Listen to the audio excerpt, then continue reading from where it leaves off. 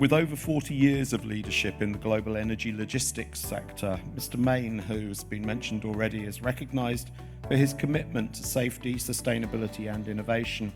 Under his leadership, Tristar Group has grown into the Middle East's largest privately owned and fastest growing energy logistics company.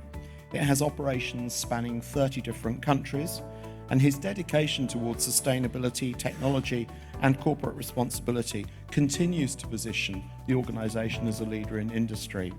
Mr. Mayne is an IOD Distinguished Fellow, and he has been a very long-standing supporter of the IOD India for many years. We are very grateful for your support. We'd like to look forward now to hearing your own inspiring keynote address. Mr. Mayne. Distinguished guests, ladies and gentlemen, good morning. It's a pleasure and an honor to have been invited by the IOD to deliver this keynote address today. In keeping with the theme of the role of boards in an unpredictable world, I would like to talk about boardroom morality as a stabilizer for everyday governance. It is two ancient forces that still guide most decision-making at a board level: fear and greed. Fear of losing market share, fear of environmental activism, or fear of regulatory scrutiny. Greed for influence, for recognition, or to present a rosy picture for the stock markets. Seated inside boardrooms, we make decisions that not just shape the future of our companies, but also the economy, financial ecosystems, and the community at large. I would like to demonstrate how morality can counterweight fear and greed. And let me cite an example. In 1982, 7 people in Chicago died after taking extra-strength Tylenol capsules that had been laced with cyanide. And Johnson & Johnson faced an unimaginable disaster. Tylenol was the company's flagship product at the time, generating hundreds of millions of dollars in annual revenue. The incident threatened not just the brand, but the company's very survival. For any company, it would have been a natural instinct to protect profits, manage optics, or simply shift the blame. Instead, the Johnson & Johnson board anchored their actions in the company's long-standing creed of placing customer well-being above shareholder returns. And even though the FBI held the view that malicious tampering caused the incident and was an isolated incident, Johnson & Johnson recalled 31 million bottles of Tylenol at a cost in excess of $100 million. They halted production, suspended advertising, and informed the public candidly through open media briefings. And needless to say, these actions had deep repercussions on Wall Street, but it won the trust of the public. By choosing safety over sales and transparency over denial, they turned the tragedy into a defining moment of integrity. Tylenol returned to the shelves in a tamper-resistant triple seed package, which established a new standard and also a new law. Within a year, the brand recovered 70% of pre-crisis market share, and it reinforced Johnson & Johnson's reputation for ethical leadership. The Tylenol case remains a touchstone of ethical decision-making under pressure.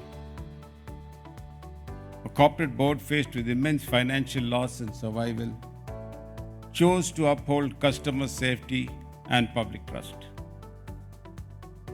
A moral choice neutralized fear and converted it into loyalty. It also showed the world how ethics need not be the enemy of the enterprise. It can be its most enduring source of strength. Morality can outshine greed. Morality is an equalizer of fear and greed, and is not about choosing virtue over victory. It's about recognizing that in the long run, the two are inseparable. In a world of instant reaction, morality is not a soft option. It is a strategic advantage. We should not see it as aspirational, but essential. Companies of every size, shape, and face many storms: tariff wars, technological disruptions, regulations, automation, tax evasion, and the list goes on. And let me cite another example of boardroom morality from a different perspective. Japan's Olympus Corporation had a sterling reputation for innovation and excellence. But behind its perceived success lay 2 decades of concealed investment losses of more than $1 billion. To camouflage the losses, the board continued to use a complex web of acquisitions and advisory fees to create a false illusion of growth and profitability. In 2011, the scandal came to light not because of auditors or regulators, but the moral courage of the newly appointed foreign CEO, Michael Woodford. Soon after he took office, he began questioning dubious transactions. When he pressed the board for answers, he was dismissed. And when he went public, it triggered investigations that forced Olympus to admit to its long-running deception. The fallout was swift and severe. Share price collapsed by nearly 80%. Senior executives were forced to resign. And not only had Olympus to restate its financials, they narrowly avoided delisting from the Tokyo Stock Exchange. This scandal highlighted the moral fragility of boards and how easy governance can get corrupted from within. The contrast between the actions of the board of Johnson & Johnson and Olympus board is stark. Both companies faced existential crises. Olympus was born of deceit and Johnson & Johnson's of tragedy. Yet their boardroom instincts diverged in opposite directions. At Johnson & Johnson, the board acted swiftly on the principle that protecting people mattered more than protecting profits. At Olympus, the board's reluctance to confront wrongdoing only magnified it. One scandal exposed what happens when corporate conscience is silenced. The other, while tragic, showed what is possible with corporate integrity. One company lost trust for decades, the other regained lost trust in just a year. What is common in both cases is an enduring truth. Morality is not a luxury in governance. It is not fanciful, and it is far from frivolous. It is the discipline that carry a company through its worst days and define its legacy. When the storm clouds gather, it is the compass and the anchor that keep it from drifting into ruin. We live in an age of data-driven decision-making. So it is easy to assume that boardrooms have evolved past basic impulses. Fear and greed are the two invisible hands that shape corporate destiny, even though it is packaged as prudence or ambition. The price a board pays for impulsive decisions could be strategic frailty or outright failure. And the internet bubble is a prime example of investor greed and the period that followed the bubble of a fear-induced market. Similarly, wild swings in the crypto market, from huge gains to sudden losses, is another demonstration of animal spirits, as actually defined by John Maynard, the British mathematician. Irrational waves of pessimism and optimism are deeply human and drive poor investment decisions. However, in measured doses, fear and greed help shape success, but when left unchecked, can turn governance into a game of short-term wins over long-term stewardship. For all the sophistication of strategy and good governance, a vital question hangs in the background.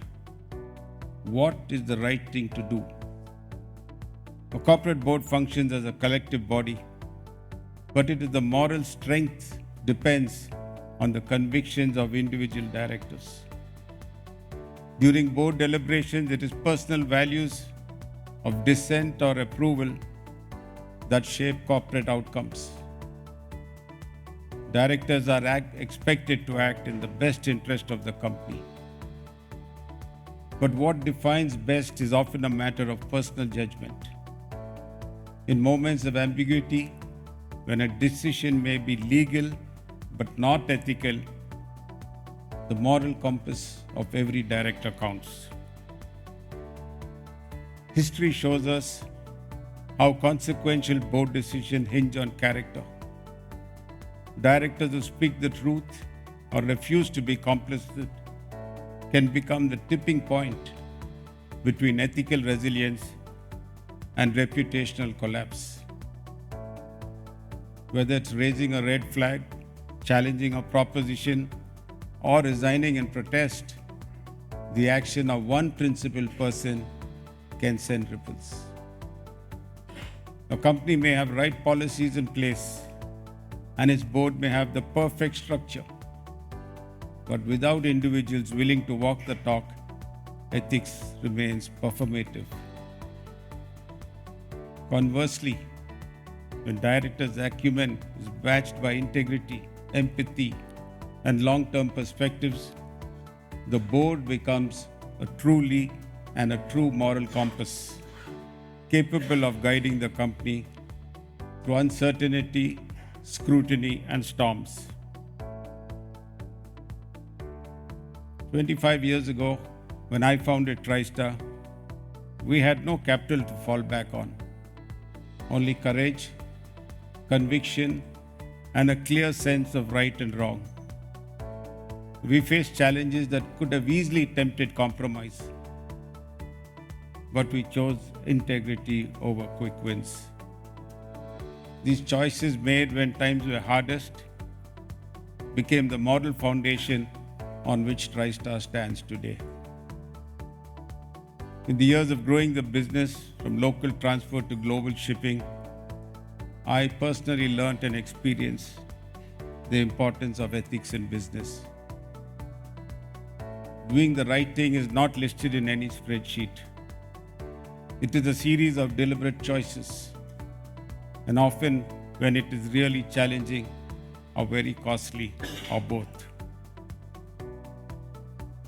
Ethics provides us an external framework, the rule of the game, the laws, and the industry codes. But ethical leadership begins where the rule book ends. It is the consistency between our words, decisions, and actions. It is what we do when no one is watching. In the boardroom, this means practical applications that align our decisions with our declared principles. The values we proudly display on walls and print in annual reports must be the same values that guide our most difficult discussions. And these discussions are not only about asking, is it profit? Is it legal? It's about asking, is this right? Fear and greed may be the oldest instincts in business, but they are not the most powerful. The strongest force a board can wield today is moral clarity, because it shapes not just what a company earns, but what a company becomes. And ultimately, this morality becomes the bedrock of the company. We must remember that the most valuable asset we protect and cultivate does not get reported on the balance sheet, and that is trust that we build and sustain. The true legacy of our board is written not in board minutes, but in the conscience with which it governs. Thank you very much for listening.